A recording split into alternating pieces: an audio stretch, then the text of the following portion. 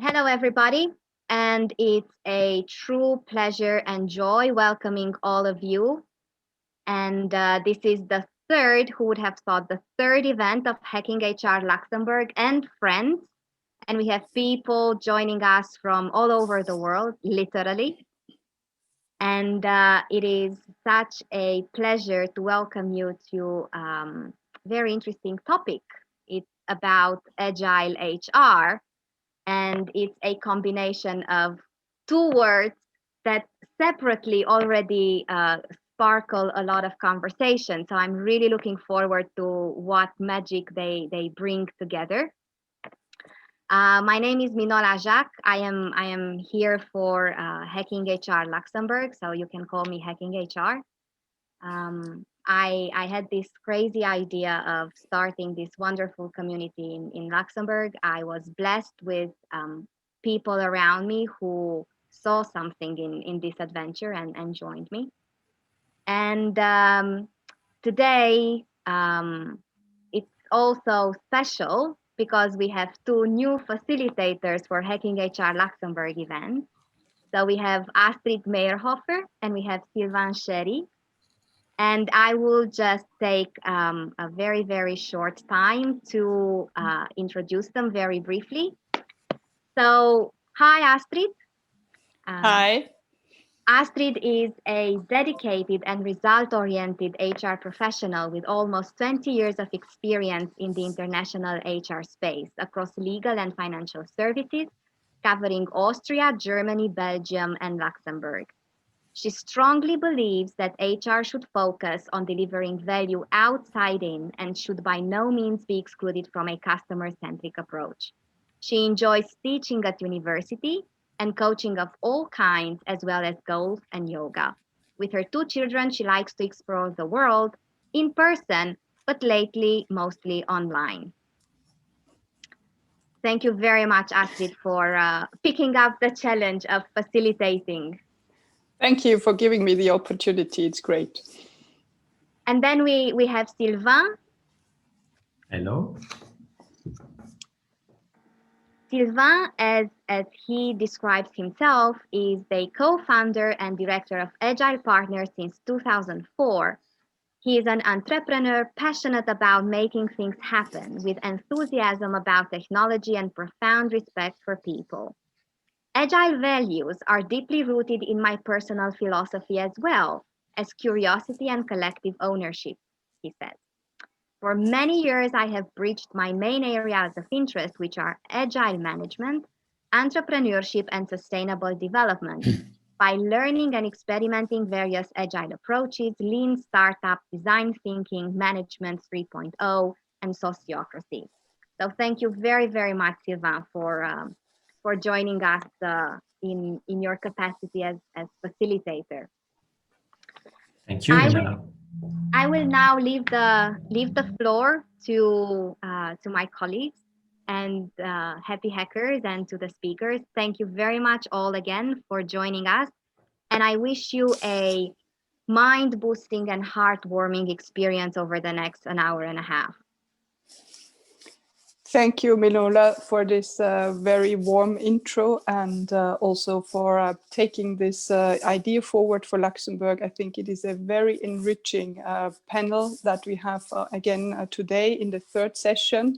And I'm very much looking forward to having a discussion with you, but obviously also with people joining the discussion. Please feel free to post your questions or even ask your questions live. Give us a sign that you have something to say, and we can definitely facilitate that. And for me, it's the pleasure to say the first welcome to Bala, to our to one of our panelists. Hello. Hi, Astrid. Hello, all of you. It's great to have you have you here, and you obviously also shared a little bit of your intro with us. And what I have seen is that you are very excited by the future, that you are focusing a lot on connecting people and on the purpose and possibilities which are out there. You bring international leadership and people development experience across various cultures. Also, you do a lot of consulting, coaching, and training. And what you are really what you see in the interconnected nature of culture, collaboration, and cross-functional teams is very important, and you influence the business and people agility in teams. You love walking in nature, and your current favorite quote is, "Let your light shine." Absolutely. Yeah, thank you, Astrid. Yeah. Thank you for being here. Yeah, welcome. Thank you. Our second panelist is Nadia Belbal. So she's passionate about empowerment and entrepreneurship, and she likes meeting people and building new relationships. So that's the right place to be tonight. Trained as a microbiologist, she has mainly exercised in the last 20 years her abilities to analyze and lean complex notions in software development, project and program management, and change management within different financial institutions. In parallel, she has created and advised several startups in web marketing. Now she's dedicating most of her time advising directors in the UK, in the Emirates, and Luxembourg, with oversight of innovation, digital transformation, and cybersecurity. She's traveling a lot, not so much for now, but happiness for her is as simple as smiles, insightful books, good pastries, flavored tea, or skiing. And finally, she values harmony. Welcome, Nadia. Thank you, and hi, everybody. Well, then it's my turn again to introduce the third panelist, who is Sven. And Sven describes his, hello, sorry. Hello, Astrid. Hello, everybody. So Sven actually describes his first big change in life when he was 18. It was the fall of the Berlin Wall, which opened the world for him. And that's probably one of the reasons why he's not afraid of change. And he's even passionate about change. So he told us that there are many changes in his life so far. And he likes changing countries, careers, etc. He now, in the beginning of his 40s, he found then his real passion and his professional passion, particularly discovering and evolving towards being an agile coach. So definitely the right person on the right panel. So we've done something right for tonight. And it didn't stop there. At the moment, he's finalizing his professional coaching journey to be even greater help to people and their growth. Welcome, and we're looking forward to hearing from you. Thank you, Astrid. And yeah, hello again, everybody. I'm looking forward for a wonderful afternoon or evening. So now it's time to welcome Els. Good evening. Good evening, everyone. Nice to meet you all. Els is a CEO and co-founder of two technology startups, BloomUp and Human Reef. So I encourage you to Google and visit the websites of these companies. Both companies help improve the life experience and mental health of people. As a techie, with a heart for people and a strong entrepreneurial mindset, she uses her 20 years plus of experience as a business consultant, project, product, sales manager to build the best relationships with customers, stakeholders, and volunteers to support them on the journey towards people centricity, resilience, and well-being. Thank you for being with us tonight. Thank you for the extra introduction, and I'm looking forward for this evening. Well, then it's my turn to introduce the last panelist, Florian.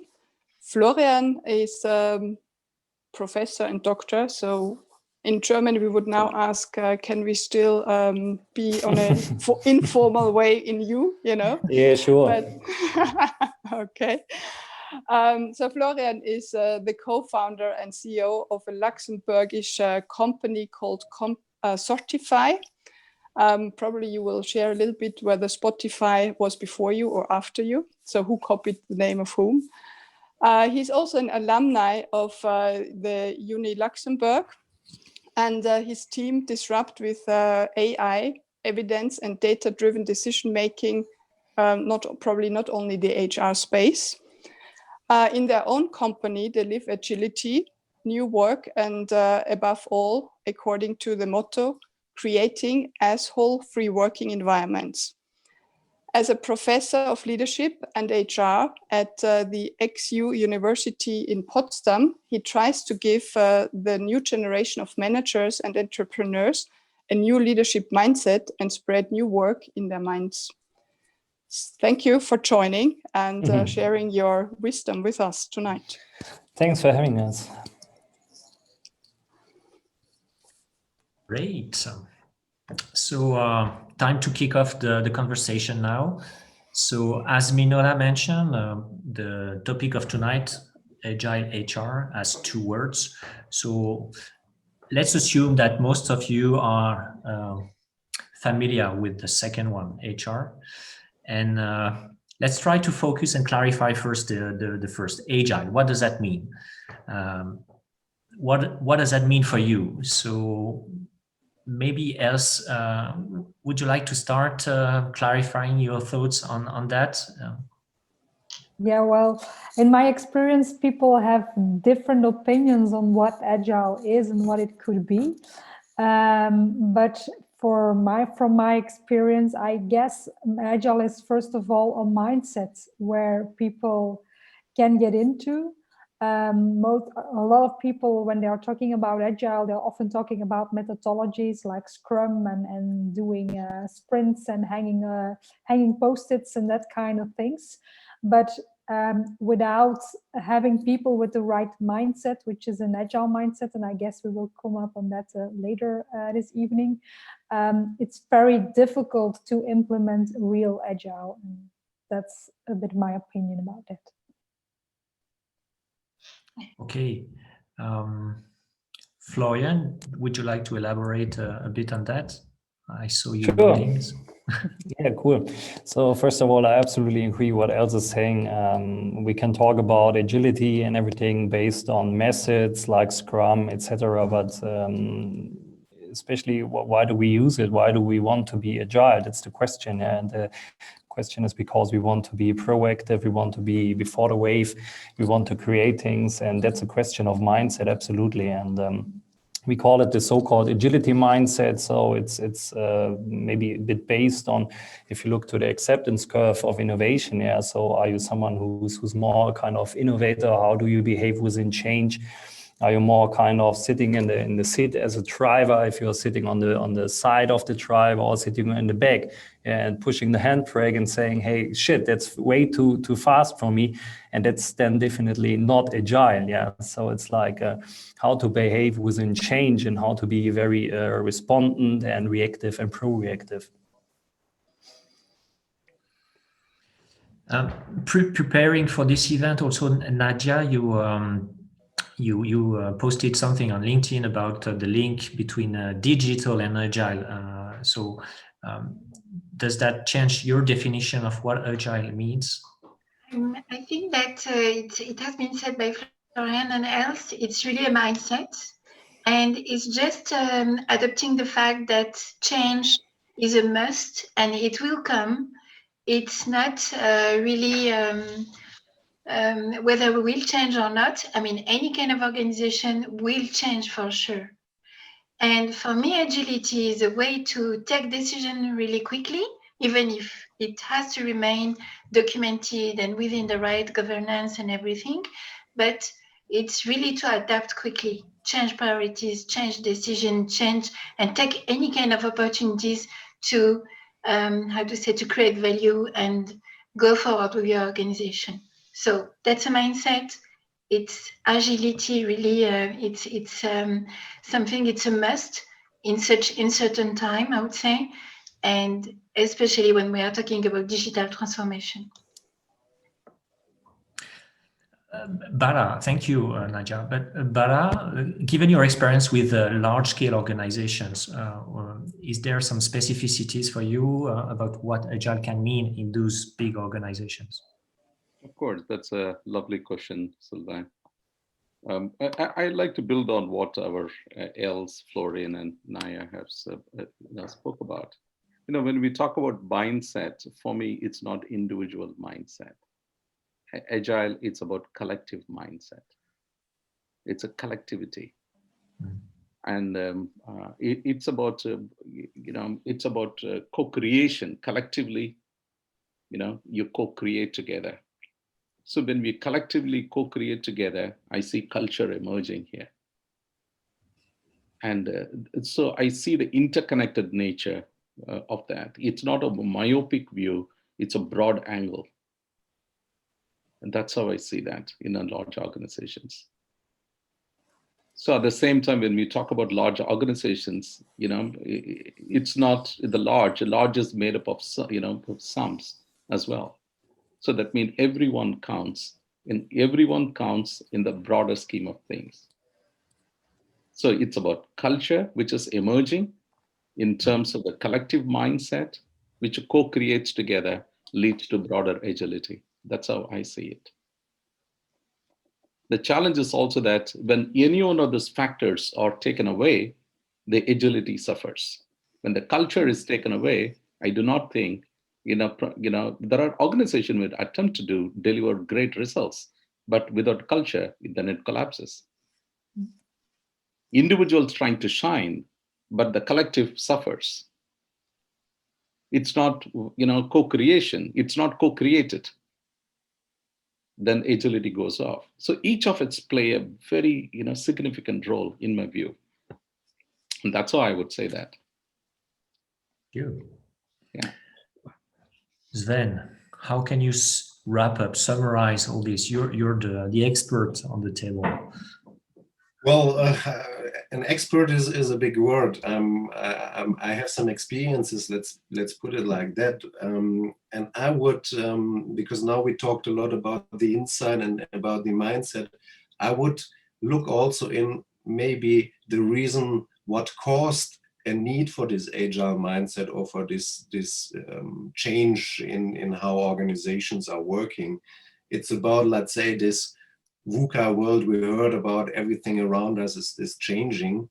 And when I explain somebody agile who never heard about it, I always use the second word that was in the decision process, because when these guys came together in Utah to write the Agile Manifesto, they had somehow two words to choose from. How do we name this new movement, this new mindset?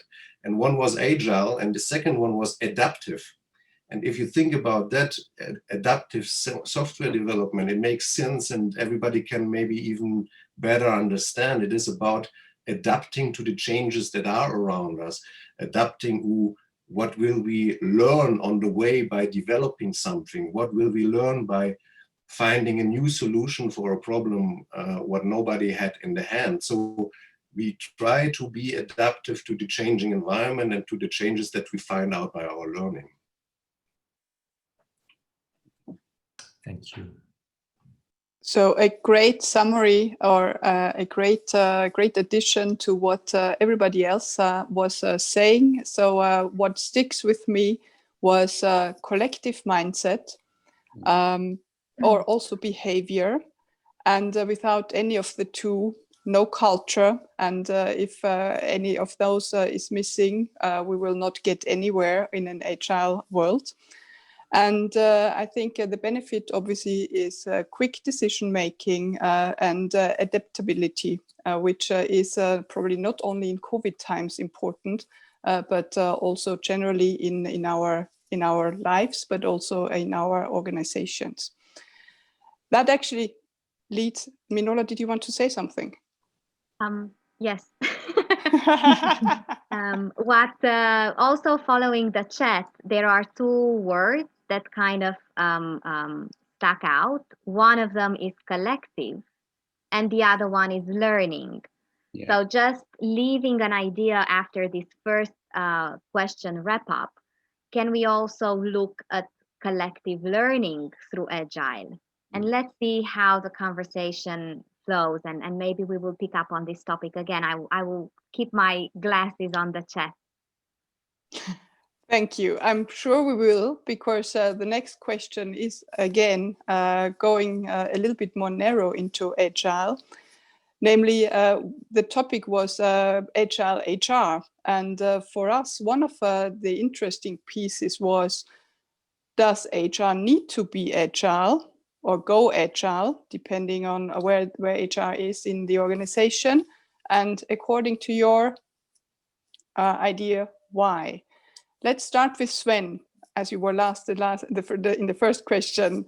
What do you think about the role of HR, and why should HR move into an Agile space?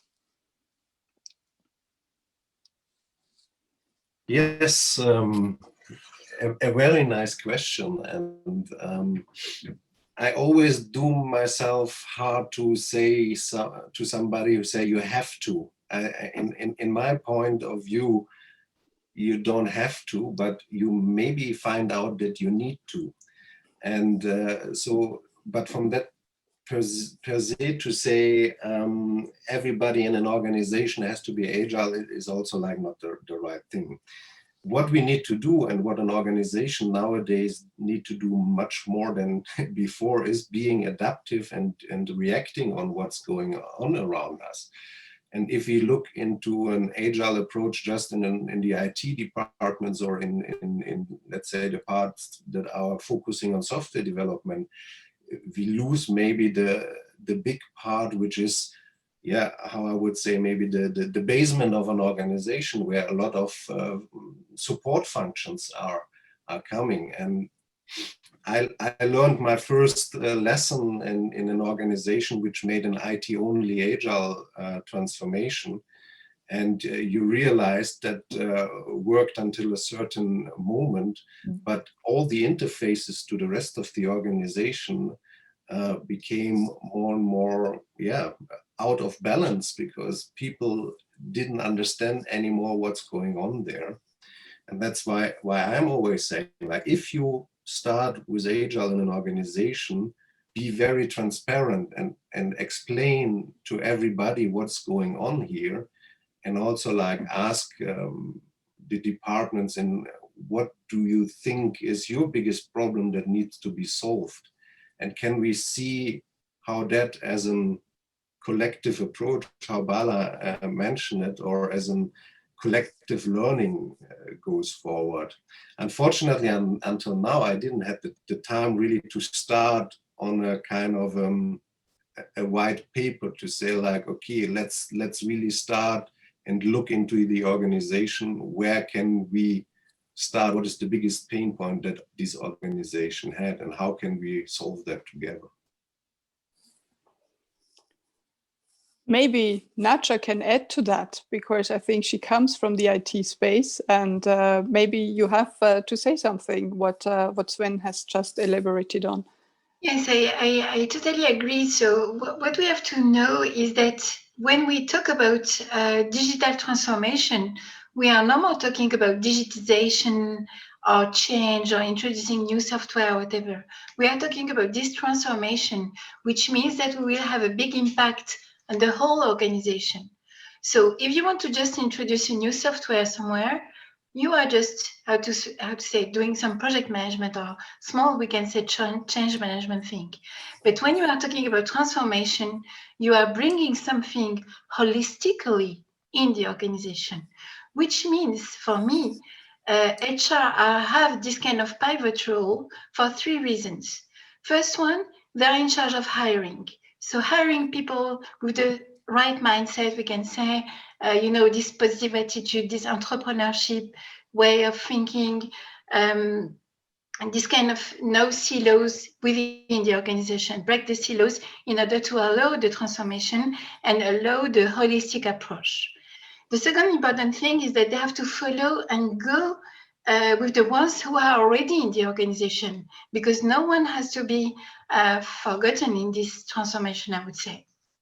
And the last point is the training. It's not because you adopt new software and make it available for everybody that they have been adopted. So every word, counts. Adoption of a software is really, helping people to be trained, take into account the learning curve, explain to the manager that they shouldn't, expect a lot from their staff on the first day, because, there is this shock of change.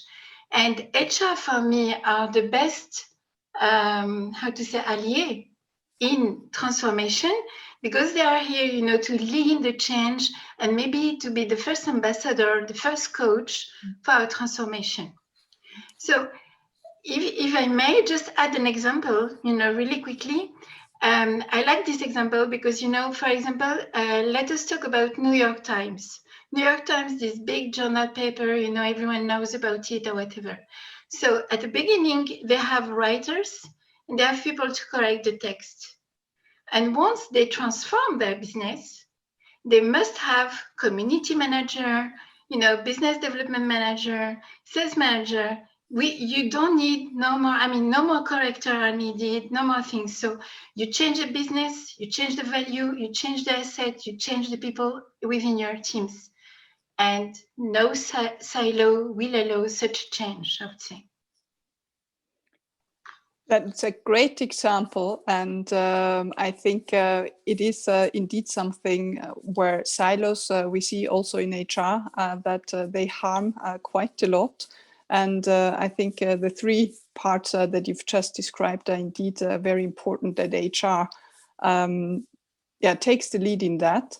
But my next question is actually then to Florian. What is, it's a little bit the chicken and egg. Do you have first HR or do you have an HR organization, then hiring HR people in the organization who can, who can get actually along with the flow and with the business in an agile world?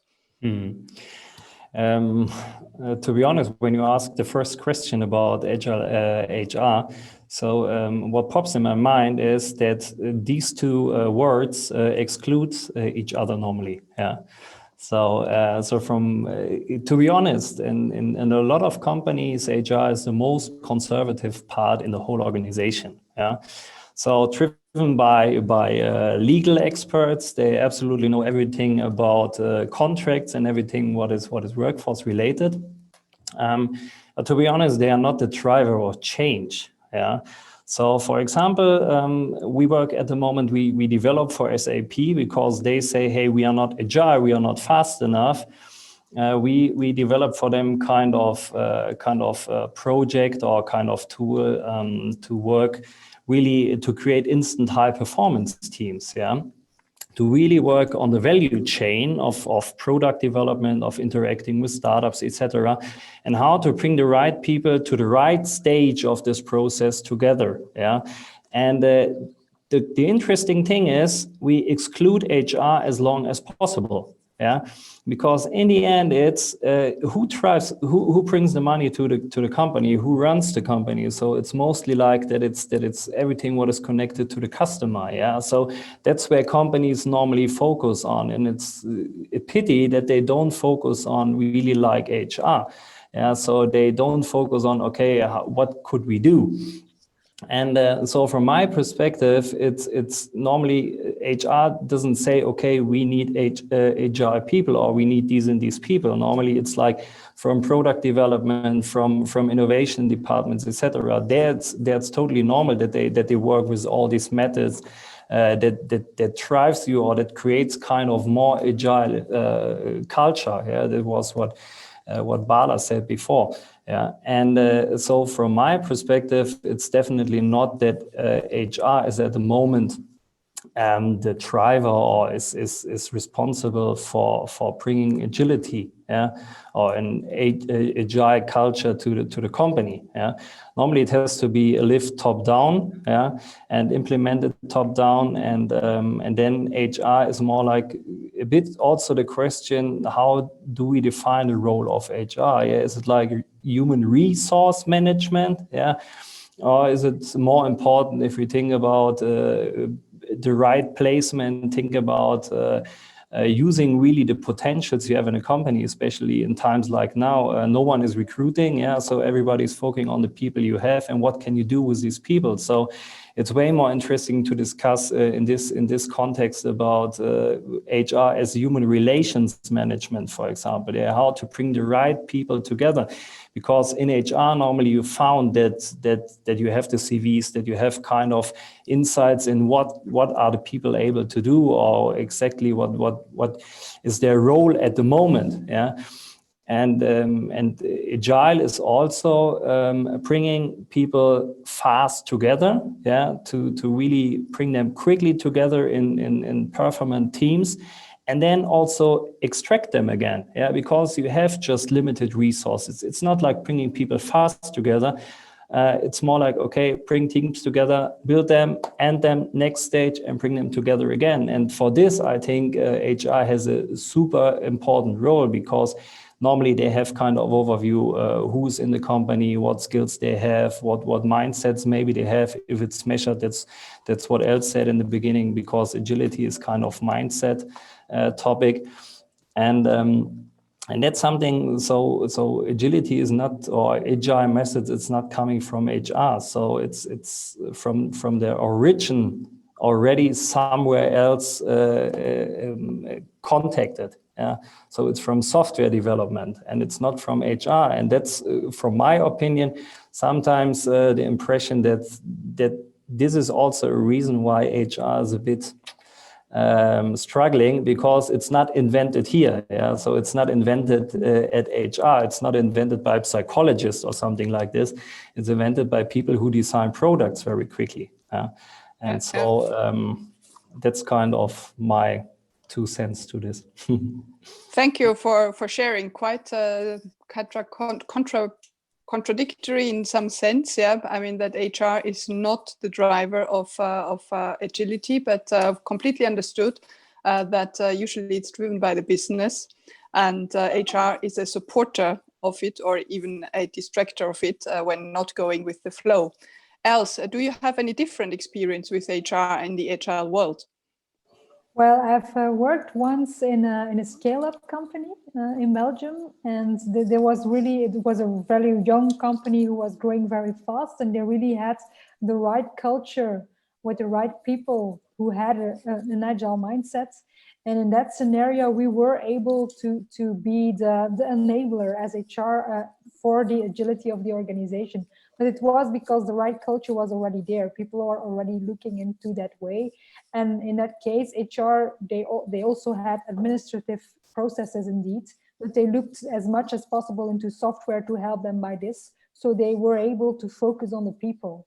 And I really think this is where HR should be, with the people, helping them, coaching them, creating an environment where agility can thrive, and where people get the opportunity to be like that, to learn indeed of being agile, working agile, doing things together. But I've also worked in big organizations, and there it was the other way around. It was also IT who was the driver of agility, and HR was just looking at it, but it didn't understand a bit of it, and they didn't trust it as well, because it was something from IT. It was from those strange nerds on the other side of the company, and the psychologists didn't understand it. But an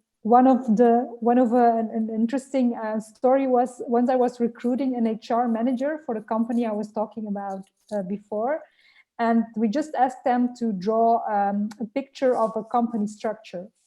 And when we had like a psychologist in the candidates that were coming, they all were drawing the classic hierarchical structure with the boxes we all know. But when we ask it, for example, for someone who studies something else, like engineering or something, they were starting drawing circles and circles in it. So that was a big surprise to me, that people who learned other things, they already understood that a company could have another structure than the classic one, but the people who studied psychology, they didn't know it already. So that was a big eye-opener for me. And I guess a lot of HR people are still into that, are still thinking into the classic organizational structures. So. Very, very true. And we will elaborate a little bit more on what kind of profiles you need for an agile HR environment, or even for an agile organization going forward.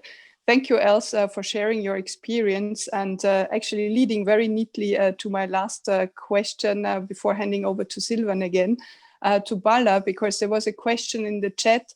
How do you actually establish a culture when it's not there for an agile organization? So what do you do as an organization, as a CEO? What can you do to establish a culture which fosters agile cooperation or an agile mindset with people? Yeah, that's a beautiful question asked by Barbara. Barbara, thank you for that. It's a very profound question as well. I think, I see agile as not as a pill that you take it and just put it there and think become agile.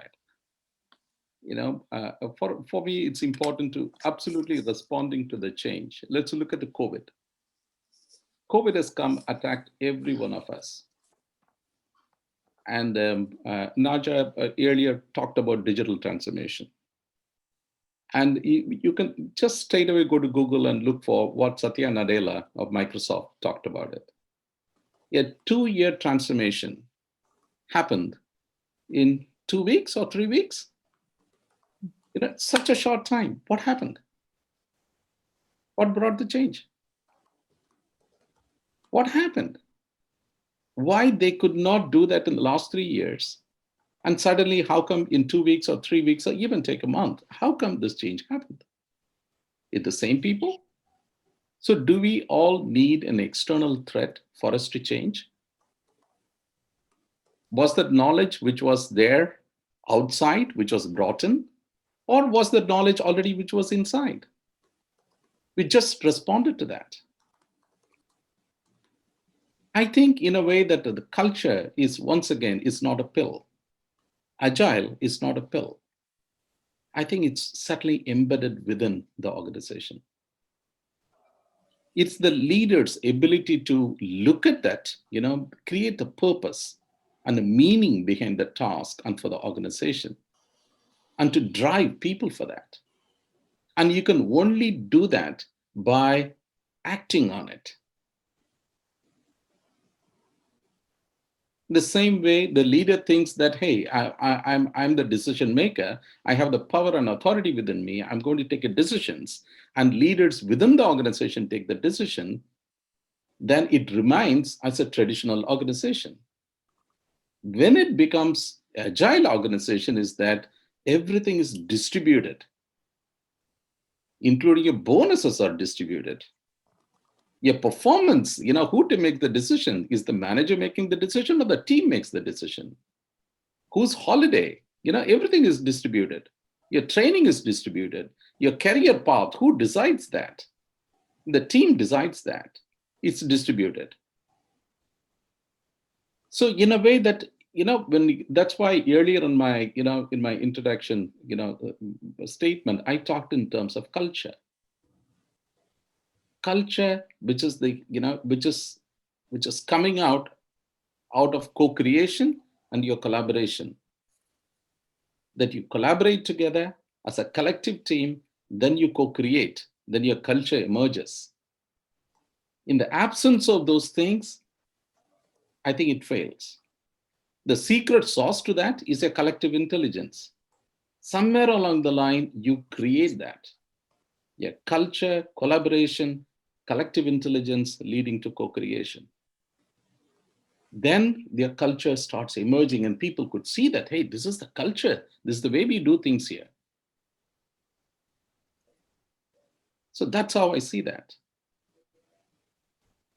Barbara, I'd like to invite you to respond to this and say how you felt about it. Let's make it a bit participative. I was listening to you and I could hear the new C-suite with culture, creation, collaboration. Yeah, co-creation. Yeah. Co-creation, yeah. So this is what, in a way, that absolutely signifies this. Bala, You allow me to complete one important thing? Yes, please. Go on.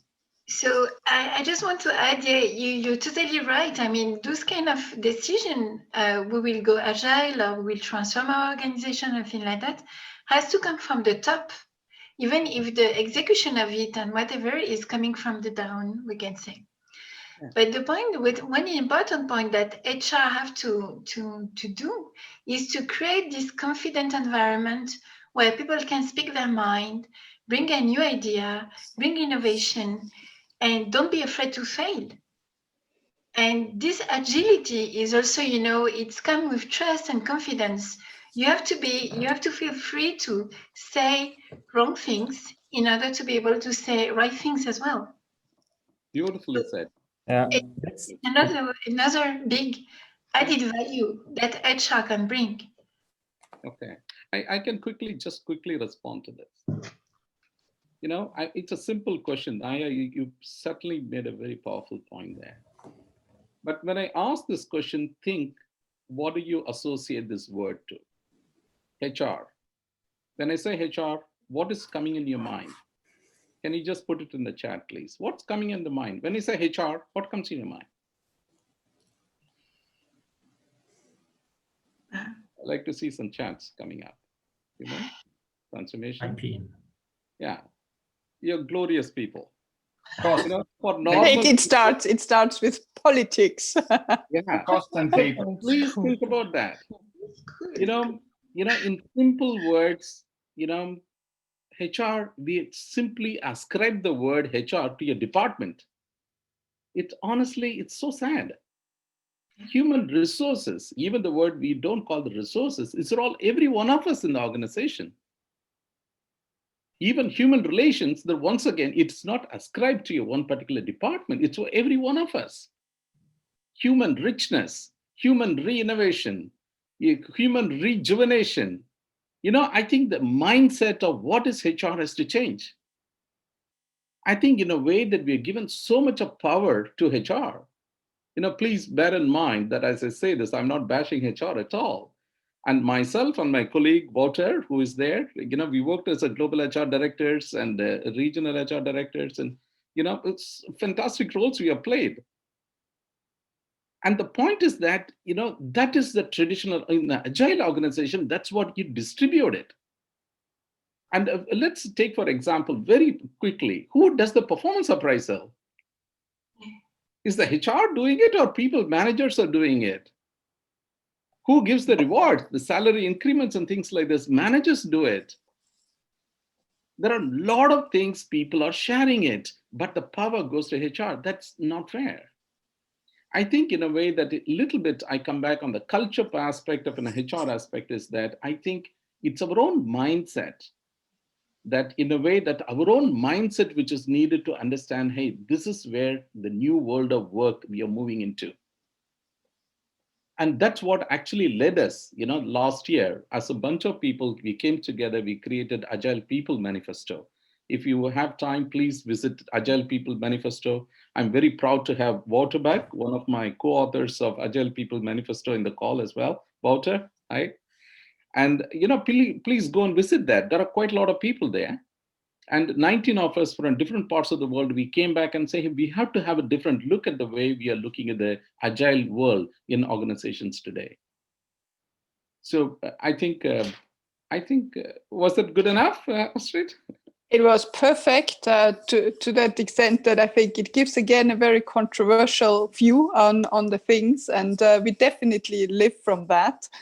But I would like to come back to one of your points that you said, okay, HR needs to improve, HR needs to change, because I think we have somebody in the call, I think Julian, who has already some ideas how to set up HR in an agile world, because he has experienced having a split HR in between operations and strategy. Julian, do you want to share something with us on this event? Yeah, I mean, I used to be an HR director and I jumped to the Agile side. So I'm an Agile coach now at ING Bank, and I teach organization and people at the Sacred Heart University. And what is actually difficult right now is that we are asking a fish to climb a tree. So traditional HR simply doesn't know the ways of the force, let's say. So it's not the fault of HR, it's not the fault of organizations. HR is being trained and asked to recruit at the cheapest. And there is no culture in companies. So not agile culture or whatever culture. If any of you has to change a job and you sit down in front of the HR and you ask them about, can you tell me what is the purpose and the lived values in your company? The interview doesn't start well. It starts with a silence. So it goes beyond agile.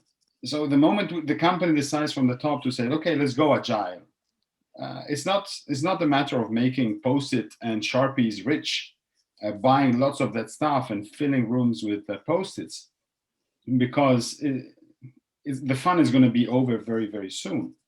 Because then people say, okay, how do we do? Because in Agile, you want to have people to be autonomous, and you still have the top-down vertical waterfall type of approach for managers that are afraid to let it go. We work with Agile squads, not all over the bank. So we have autonomous teams of mixed people coming from different departments. Can you imagine in a bank what cultural shock this brought in January? And it's actually working. And we ask people 9 months later, do you want to go back? 85% say no. So it takes time, it takes strong commitment from the top, as everybody said. But the biggest issue that we have today is that HR, even though they would like to, they simply have no clue how to do it. So you should, if you split the function of HR and you leave the valuable part of taking care of the payroll, the administration, I mean, these are basic needs of people. If this is not working, people are frustrated. But this is not what creates engagement for people. What creates engagement for people is if we put a purpose in their job. And to do that, you need professionals. You need agile coaches. You don't need experts in legal disputes. So you need a completely different type of professional. And very few companies are ready to do the investment because they continue to see the cost of it. So. Thank you for giving us such a great insight and confirming that probably the way is still quite long for HR to develop into a more agile space.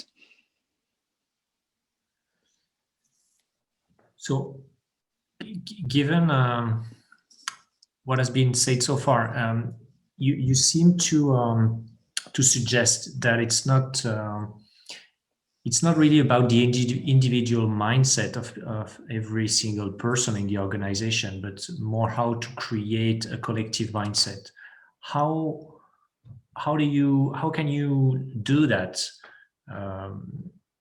Sven, for example, how have you tried or managed to ignite that and create that mindset? I mentioned it already before when I talked to the last question. I truly believe in transparency and being able to tell the people why are we doing this and what is it really like that we want to reach. And I have always liked this dream to say like, okay, I'm coming in an agile organization and I can ask whoever I want, what is the part of your job that you are doing at the moment bringing to reach the overall goal and the purpose of your organization. And if that person can tell me, yes, it is that and that what I'm doing, and that will help the organization to reach that. That is for me, let's say, what I would like to see for an HR transformation, to say like, why are you having your stand-up meeting today and what will it bring your company to fulfill the purpose of the organization? Why are you doing a visualization of your work? What brings it to you and why does it help you? And then you will exactly get what Julian just said before. Nobody wants to go back then anymore, because finally the people will know why they are doing their job and what they are doing every day and why they are maybe having to follow certain rules that are coming also like together with an agile transformation.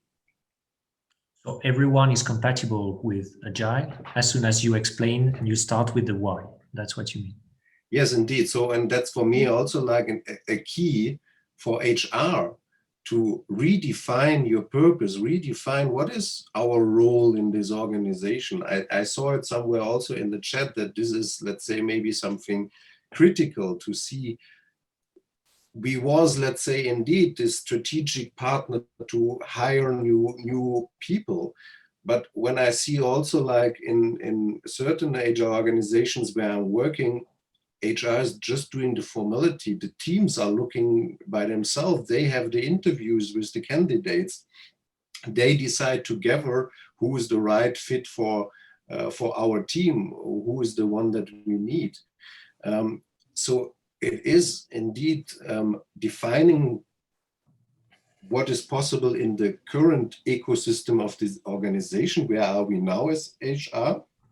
And where we want to be in the future, where do we want to play our role?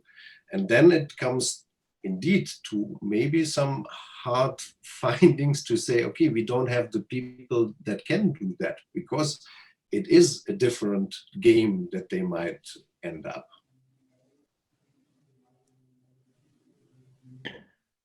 Yeah. So if HR can play a role, would that be a role to support people because you mentioned, all of you almost mentioned that lots of activities previously in the scope of HR are to be distributed differently and amongst many people in the organization. So how can still HR support those people in their activities of recruitment or appraisal, whatever? Is this the new role of HR, just supporting them? How can you, maybe else, what's your experience with your customers, with your, for example, that use your products or that you have worked with?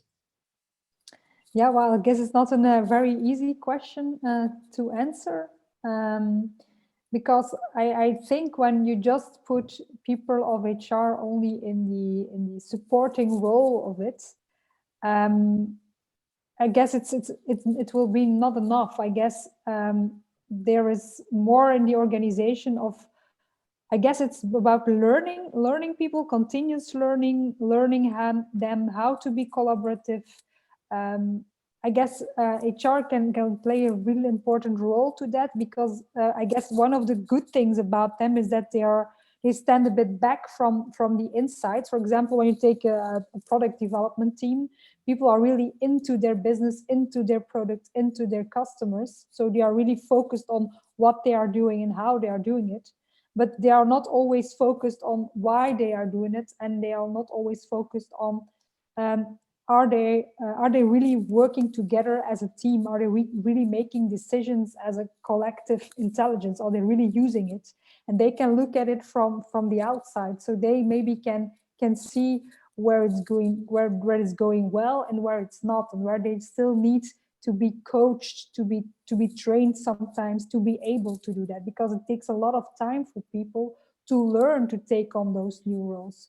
Even if they know what your purpose is, even if it's very clear, it's still not that easy for most people, because they are not used to making decisions by their own. So they need to learn to be able to do that. So I guess they might be the coaches and the teachers, but they also need first their own training and their own coaches, by coaches that are more outside of the organization, I guess. Can I say something to this point? Because at one point I wouldn't agree, because I think that's exactly the problem HR has, that they are the most time totally excluded and not part of product development, of business, etc. So if you think about, there are so many HR initiatives and organizations out there that are developed within the HR teams, and then they try to roll it out, and they have absolutely no acceptance for these programs, because they say, hey, that's absolutely not what we need, for example, at our daily life. And I would wish that HR would be way more included in all these processes and gets really a better idea of business understanding of what is really needed in value chains, for example, It starts with doing job descriptions. Yeah, for me, I think that's one of the most outdated things out there. Yeah, just writing a job description, post it in one of these job platforms, and then hoping that the person will apply that matches maybe, don't know, 50% to this, doing 50% of the time what he or she likes to do and what he or she is able at the moment to do. And the rest of the time doing something you're absolutely not interested in, absolutely frustrated to do it, yeah? And I think from this perspective, the understanding of HR, if you're really included in the value chains and understand what do customers need, what do business support need, etc., all these things, what do development need, I think then you can really switch this and say, hey, what people do we have? What people do we need? Or if you have talents, candidates out there, there's so many talented people, and ask, hey, what is the biggest contribution you can bring to this product or to the whole value what we are creating with the company? Then you don't have to always to ask the question, okay, do you know your why? Because then exactly you know, if you know your contribution and the preferences you have, you can bring in, that really changes the whole system. And then it's like the question, how can you help the people develop for the next stages? So what is what you do now? But maybe I do organizational development for the last 8 years. Yeah, but the question is, do I want to do it in the future? And if I apply for a job, for example, to be kind of innovation ambassador or whatever, no one would hire me because they say, hey, you have strong background in HR. Yeah. But the question is, how can we bring people there to this point as HR that they can really develop to the future, that they can shift their positions, that they can shift everything. And that's something I think it's so important if you want to keep talented people in the companies and don't or want to avoid a brain drain, yeah, that we get to the point where we have kind of future-oriented development, yeah, looking for preferences, looking for what can you contribute at your best, yeah, to the whole success of what is going on. Because I really believe we can learn everything, and if you need expertise at a specific point, you can find it and you can buy it for this exactly moment. Yeah, and that's something I absolutely believe in. If you create a culture like this, and if HR is part of this game, then HR would really have a chance to create or to be part of the creation of organizations for the future. Can I ask you something, Florian? Because you are also training young people at university. Do you see this ability with those young people, or do you say you need to train even those people for an open mindset, for an agile organization? I would say everybody has the ability and has the chance to bring that in. Yeah, and it's the question, what do they already know? So if they grew up in schools, or if they were educated in schools and very strict systems where you just have to learn things up and it's just like asking facts and figures, so then you really have to train them to how to learn, how to develop, how to be agile, how to be innovative. Yeah, so to give them kind of ideas, I think Naja was saying this before, things like if you work in projects, if you work in teams, that you create this awareness of psychological safety, because that's one of the things if we talk about agile teams, if you talk about innovation. So there's this big study of Google out there where they analyze these 40 innovation teams worldwide, and they say it's not the skills, it's not the age, it's not the gender, it's not the belonging to the company, it's the psychological safety that you can create. And if you teach students directly on these things that really count, yeah, or things like entrepreneurial capital, so things like resilience, self-efficacy, conviction, optimism, etc. That are the things we need in the future, absolutely, and you can train for this. Thank you. Yeah, you see, I'm a bit passionate about this, so sorry. That's abundantly clear, Florian. It's excellent points made. Yeah. Can I add something to that, Florian? I mean, please. Of course. So three important things I want to add here is I think that HR should develop kind of curiosity.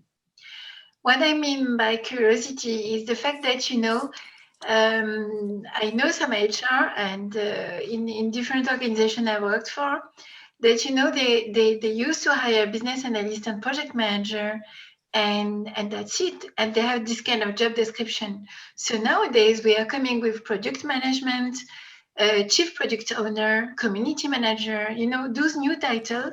They just expect to have a new job description. They even don't know to which kind of responsibility, of innovation, of transformation they're related. So I think that HR should really go outside their office and see how people are working, you know, just be an observer and try to be accepted by the rest of the team, because, you know, if you go there and it can be, they can feel like, you know, you are here to point the default, but it's really here to help them grow. Another important point I want to add is HR are kind of sentinel. They must be a kind of sentinel. I mean by that, people that are here to anticipate when the other staff is not feeling good, you know, because of the workload, because the pace of the change, because of whatever. I mean, they really have to be there to see if a transformation is not too aggressive for the organization, for the people, for the human, I would say. If a manager is not, I mean, I'm not saying aggressive by how to say, by words or whatever, but, you know, if you look for some performance and if you change the why too quickly, it's really important that someone is here to measure if it's not too quick. And we had some sad examples in France where, for example, Orange, France Telecom before, they try to push some kind of aggressive, performance plan, and then it ended up with really sad effects. So that's why, so I said curiosity, sentinel. And the last point is human resources have to expect to change. It's not possible to change the whole organization and not change one, we can say, such pivot role. So changing means that you are no more involved in hiring and training or whatever. You, as HRs, you will change your own things. You are here to help also defining job description, defining profile you will hire, defining who will switch in this culture, how the value will be transformed as well into your business. So if a top manager is coming to say, okay, we will change from, producing, I don't know how to say, producing things to, for example, producing masks, that means that you change the why, you change the mission, and so HR has also to change their mind. And so, yeah. So thank you for this. It gives me a smooth transition to the next question. For HR to change, all of you, what would be the most concrete example you could give, or the advice of some concrete changes the HR could make right now? I can Either, make one yep. quick summary with that. I think it's a very simple one. Earlier, I think Els made the point in terms of product development. What the marketing department does before they launch the product, they go and do a market survey. They find a way to test it. They find a way to create a product and launch it in small way, test in many ways. The simple thing HR can do is do something. They can go and do an empathy mapping. They can do empathy mapping. Just go to your just the next door, your own manager, and just say what their issue is, what are their key struggles are, what are the pain, what are they wanting to accomplish, what are the pains in accomplishing that, what would they gain by doing that. So you create something which can relieve your pain and add to your gains, but don't do it alone. Co-create it. You just involve people I think earlier in the chat, there is somebody to bring the the team to the table. That's a beautiful point made. So you can already see it. The intelligence is actually in this team itself, in the people who are there in the call itself. Leverage that. Pay attention to it. Take it out. Use it. Try it. And be participative. Do not come from the point of view of, I know it all, I know what you guys want, and we have done it. Frankly, HR made the beginning long time ago. I'm sure all of us know this. They made the simple start in the beginning. They called it training needs analysis. I'm sure every company did that in the beginning. But the point was, once the training needs are identified, they took the decision, they just went and implemented it. That's why sometimes things were done without truly understanding the need. Yeah, you'd asked me, but you never designed it for me. So that's where the empathy mapping is the simplest task any HR person can do. Walk up, ask, and listen. To really understand the needs of the employees. Absolutely. Can I add something? I would go a step further. So I really love what Bala said, yeah. So I think one of the big challenges is that HR has to be more evidence and data-based, yeah. So there's a lot of, if for example, when I ask my students, hey, what do you think, what is HR about? They say, yeah, it's about people. Yeah, okay. But if you really think about how do you make decisions in HR, are they really data-driven? Are they really evidence-based? And I think that's a huge lag, especially if you look what people are normally work in HR. Do you have data scientists in HR who crunch numbers, who doing all the tests, and we say, oh no, sorry, that we work with people, we cannot test around. Yeah, so it's not like being in doing experiments with them. Yeah, but if you think about how the big disruptive companies work, yeah, they do testings, they test everything, and they decide every time data-driven and data-based. And there's so much data around. If you look especially to HR, where you can find insights. Yeah, it's not only big data; it's big intelligence what we need there. Yeah, because then we can make decisions that are good for the company and good for the people as well. Yeah. And that's something I would absolutely, that's something for the future, or what HR definitely needs, yeah, to be more data-driven, more evidence-based, and then go for the decisions. And then you have normally way more acceptance than exactly what you said, Bella. Yeah, it's like you design it, but who needs it, or where you have the idea for to do it. Yeah, so really working with data in this field, but I guess for this, you need different approaches, and you need kind of different people in your team. Florian, can I jump in and reply to what you just said? Is Julian here? Sure. Sure. Now, it's about data.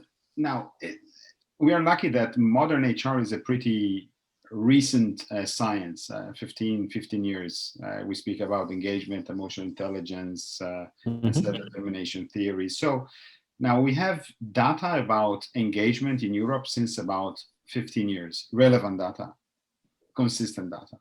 What is shocking is in the last 15 years, the figures on people engagement in Europe didn't change. So data is there. The issue is very few people know what to do and how to read this data and how to react on it. So again, you have people that were used to negotiating with unions about a new collective agreement, which is not really bringing anything to the company because it's all about cost, you know. But if you measure the power of engaged people, I mean, high-performing organizations can do the same job with about 32% people less. That's your saving as an HR. So if you bring that on a table to a CFO, he's going to be very happy. But if you come also with a formula to get that highly engaged stuff, then probably you have a word. But how to get there for most of the HR is a nightmare. So can I reply just quick? So it doesn't mean if you have the insights, yeah, it doesn't mean that you have to smaller the amount of people you're working with, yeah. But maybe you find, okay, what do you need to reach the goals you have at the moment, and what you could do, how to use the other potentials you have that are getting free at this moment. Yeah, I think that's something. Everybody is looking for good talents, and if you really can focus on, okay, what is the bunch of people who can go for these goals? What is the bunch of people who can work on these products, who can innovate there? And I think there's so much potential within the companies if you really crunch the numbers and see how to distribute the stuff in other divisions or bring them together in other constellations. There's huge potential, and no company is using this.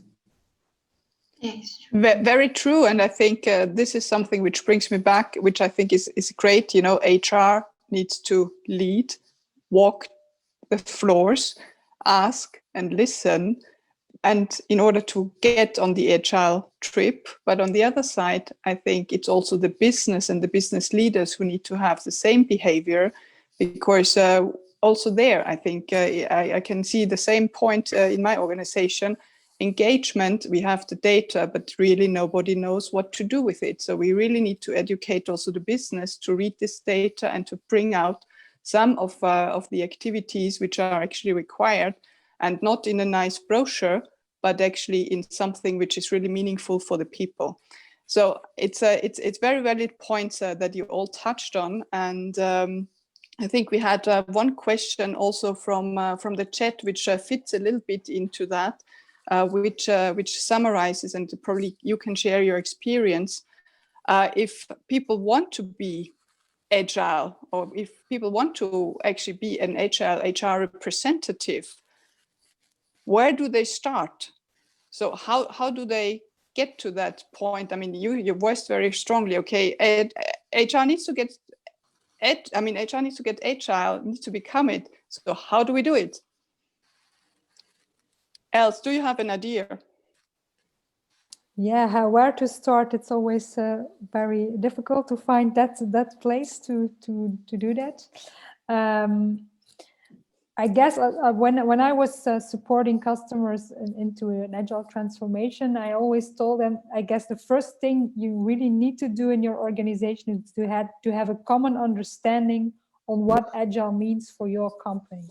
Because like there are so many definitions, there are so many ways to look at it, but if they make their own language based on it, they can translate it into something much more tangible than just a word that's called agile.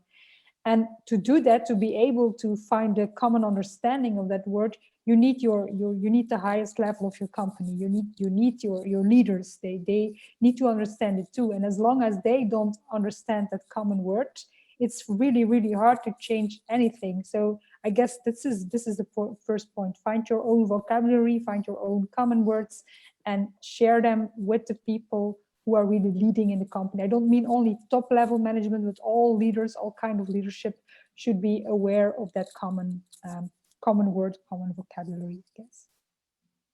Thank you. Sven, do you want to add something? Yes, I would go also like understand what is your work, what are you doing, what is really like how Florian said it before, what is your contribution towards the organization. And what Agile means for me is continuous improvement. That means start somewhere where you see really that is where we are, and defining in the end a bit, okay, what is it that we want to go, and then doing this in an iterative way, and to say like, okay, look back, what had worked. We heard a lot about experimentation, co-creation. Do that together. Be aware what your client wants from you, and there's always the discussion, internal client, external client, whatever. The value chain is only delivering towards one client. So in the end, there might be people between, but what is our contribution towards the end client? And an easy one for me to start with is always visualization. Visual. You're breaking up, Sven. Your workload start to behind me.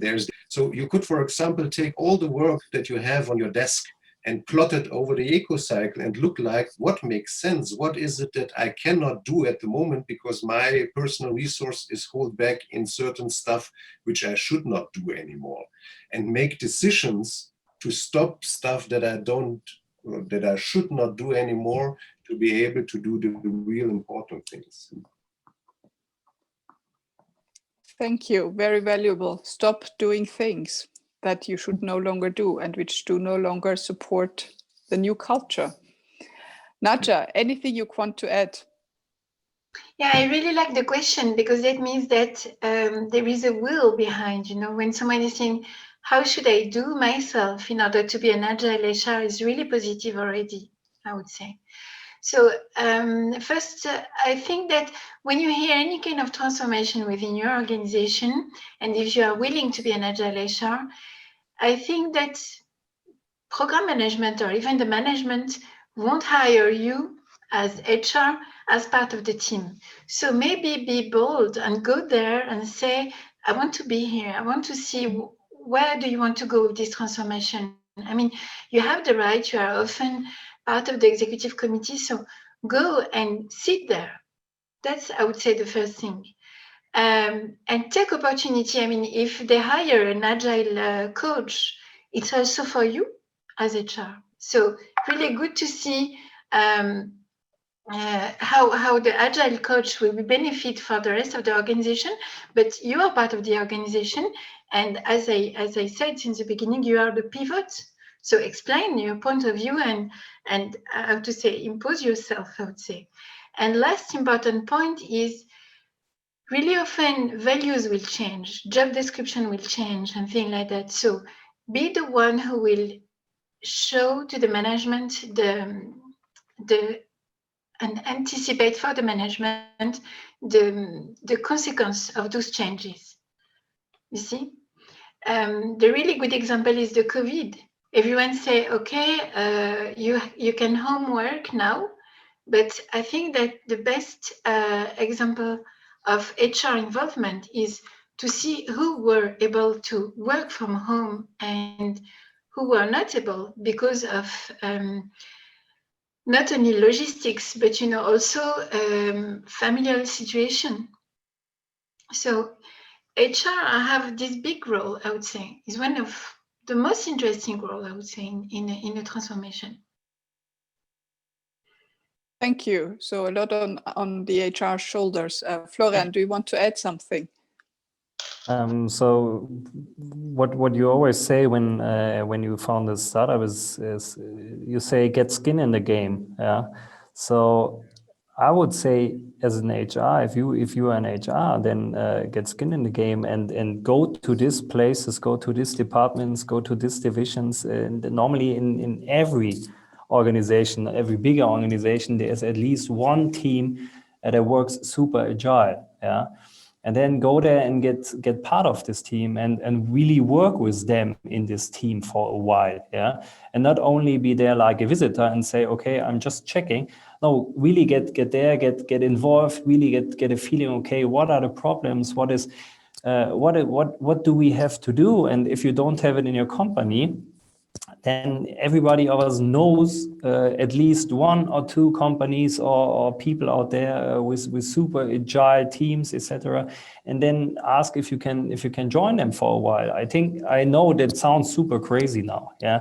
But in the end, you have to see it, to feel it, to work with it, and to get an idea, because in the end, it's up to you if you start it or not. Yeah, it's not like that someone. Why do you wait wait for someone to say, okay, let's get agile? Yeah, so it's up to you if you start in your HR department with kind of talking about this, discussing, okay, and then figure out, talk with your colleagues, okay. What is the first step we could do? How could we as HR help you to be more agile? And in the end, then it starts with you. Yeah. So, yeah, go out there and do it. Thank Don't you. discuss. I think it's a lot of discussion. Yeah, and how to be agile, what is agile, etc. Just do it and try it. That's agile. Yeah. So test it, give it direction, and go for it. Go with effectuation approach. not plan for the next 5 years. Okay, what can we test? What can we learn? And then go for the next step. Curiosity. Yeah. So maybe it's not that complicated in the end. Indeed, but it requires a failure culture, which probably not everywhere is given. But I think it's a very good approach. Just do it. We are entering, in fact, our last round. I would say, and I mean, as Bala, you didn't have some time to contribute to the last question. I will give you the first opportunity to answer the last one, which is mainly, what is your main key message for the audience tonight? So what should people take with them when leaving the event? What is your main message for them? Just thinking about that, and I was just thinking that presence over perfection. Just be present. Most of the time, HR is absent. Just be present. Be present in the teams where the real discussions, which is critical discussion, is happening about the company, about the policies. Just be present. Make yourself part of it. Don't sit in your cave. Move out. Be part of the group. Ask them, question them, listen more. I think it's an extremely simple act of just being present. And come back, reflect on what you heard. What is your understanding? Go back and test it with people. Involve people. That makes a huge difference. Extremely huge difference. Everything else can come after. That itself will create you become the source of the change that you want to see in your organization. It's borrowing the words from Mahatma Gandhi. You become the change that you want to see. Absolutely. It's simple act of being present, fully present and listen will make a very big difference. Thank you so much. Welcome. Else? You want to go next? Well, I would say to HR people, so don't be afraid about the agile words, but just get into it, go for it, listen to your people, and be part of it. I guess that's my main message. Great, thank you. Sven, 1 minute for you. 1 minute for me. I always tell people, be curious. This is for me, let's say, maybe the most important, and also I like so much what Bala said about co-creation. Discuss your thought with your colleagues. Start in your own team and think like, my God, I heard something about this Agile HR. What is that? What does that mean for us? And what could it bring our organization? And then have a chat with teams that are maybe experimenting already with Agile, and yeah, be curious, be open, and to see, let's say, okay, what is it also that it brings? What is it that is better for them? Like Julian said before, 85% doesn't want to go back. So what is it that is really different? Talk also about the positive things and not only about the things that are not working. That's also like an important thing. Thank you. Nadia, maybe. Yeah, so difficult to add something behind. One important thing I would say is that what we are trying to achieve in the different organizations nowadays is to create wisdom, no more knowledge. And that's not something that you can fake. You must care with some kind of emotional intelligence to know your people, know your colleague, and be an ambassador of the change. HR can be an ambassador of the change within their own organization and be ambassador of this wisdom. It's no more about knowledge, because knowledge is in the machine already. We are talking about artificial intelligence. So what we are trying to create is this wisdom, and HR are here to push everybody and their colleagues and be part of the change and be the ambassador of the change. Thank you. So Florian, it's for you to to the conclusion. Yeah, the closing words. I would say we should give Bala the closing words. So first of all, you should all invite Bala for an inspirational speech, I would say. Huh? It was amazing what you said. So super hard to summarize everything up. Yeah, I think the most important is to just start. Yeah. Don't wait for the bus, be the driver. That's the point. Don't wait that someone says, okay, let's start something. So start it. Yeah. Thank you. That's perfect. Minola, I think you need 1 more minute to wrap up. Please. Yes. So a big thank you. Now I know why the tech support people, they feel they have the best experience, because you can just absorb everything that is being discussed. So it's been an amazing experience. I'm just looking at the key takeaways. So presence over perfection from Bala, and don't be afraid of the agile word from Els. Be curious from Sven, the signature Sven advice. Create wisdom beyond knowledge. Thank you, Nadia. That was awesome. And a very just start from Florian that would probably inspire all of us. So a big thank you. A big thank you to Astrid and to Sylvain. It's been a pleasure. Also giving you heads up for upcoming events. So November the 18th, we have a diversity and inclusion conversation about driving value through diversity and inclusion and creating value for people and organizations.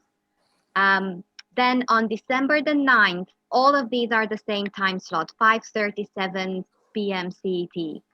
December the 9th, we have a open hop on, hop off event. Thank goodness 2020 is over. All of you are invited. Just make sure you bring something orange and your key takeaway from 2020, along with your hopes and plans for the year to come. We're also putting together the first batch of 5 events for 2021. I hope to see you there in various roles, as speakers, as facilitators, as friends. Thank you very much. It's been an inspiration, as always. Each and every one of you touches my mind and my heart and makes me feel safer and saner through these times that we are navigating together. And it is an absolute blessing to be here for Hacking HR Luxembourg and friends. Thank you. Thank you. Thank you. Thank you very much. Hope we stay in touch and we can meet in person soon. Hopefully. Okay, let's hope so. Thank you very much, everyone. Thank you. Bye-bye. Thank you. Bye-bye. Have a lovely evening, afternoon, morning, on whatever time zone you are. And stay agile, not fragile. Bye. Bye-bye. Bye. Bye, everyone. Bye. Thank you for stopping by.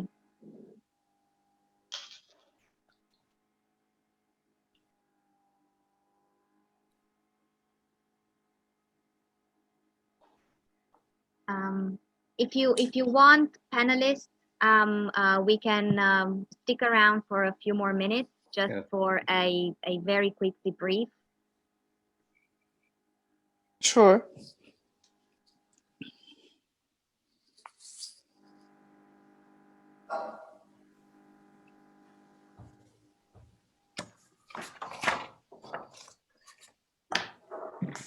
And I will take a before and after photo.